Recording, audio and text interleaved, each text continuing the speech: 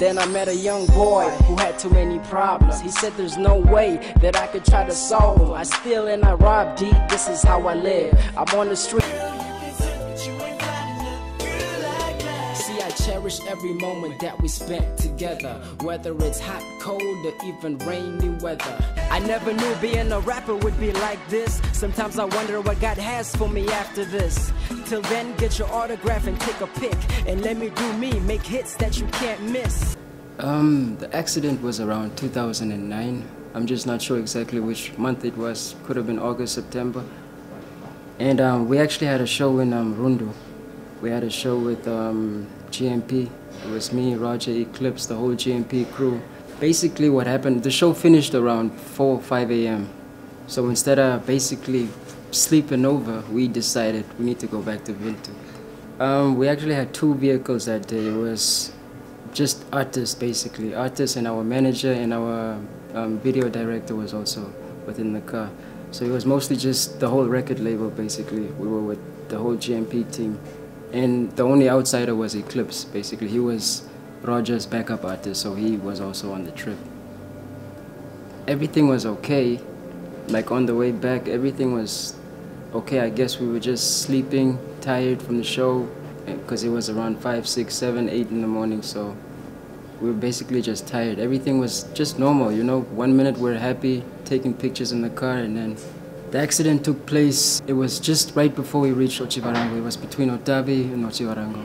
What I saw was, because I was sitting in the middle, so basically all I saw was a vehicle that was basically in our lane. It was busy overtaking another car, and then we tried to dodge it.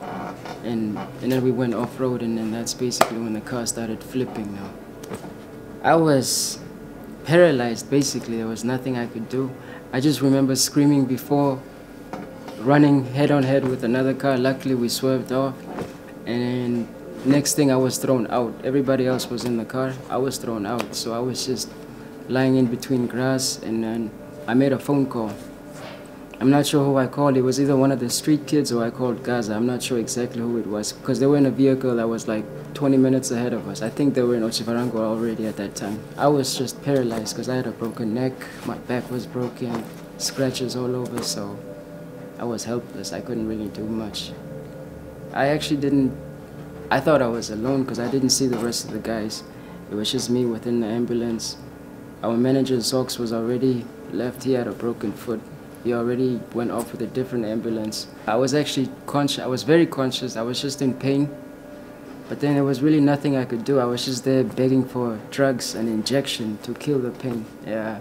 A cousin of mine actually said, "I'm not supposed to tell you this, but your friends are dead." That's when I found out, actually. I was like, stop joking. How?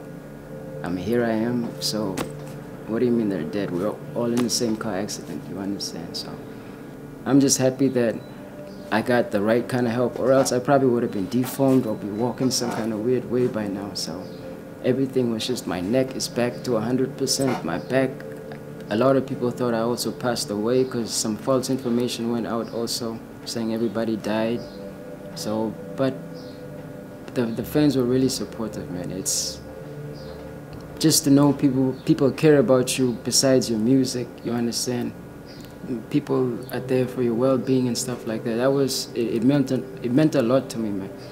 That accident basically just taught me to be careful, to not take chances. I'm very cautious about the car that I get into and the driver, you understand? So for example, even if I travel to Wolfish Bay and I would have to take a 7-seater, I will make sure that we're basically driving the speed that we're supposed to drive.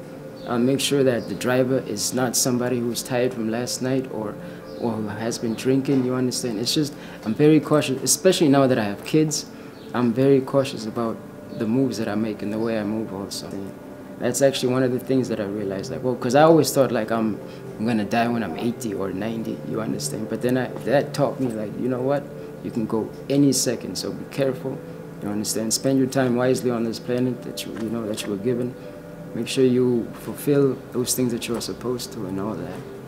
I guess the #1 reason is most of us are always in a rush also. That's the #1 reason for accidents as well. Either you were in a rush or you were tired, or I would basically just advise everybody to just be careful out there. You understand? You never know when your day comes, so try to take things easy out there, man.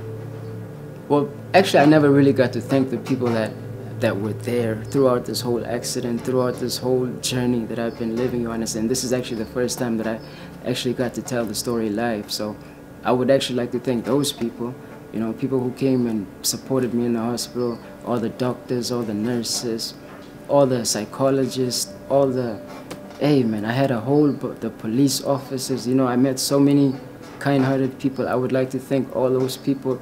And the people on the road, I would also tell them, yo, just be careful, man. Just be careful, man.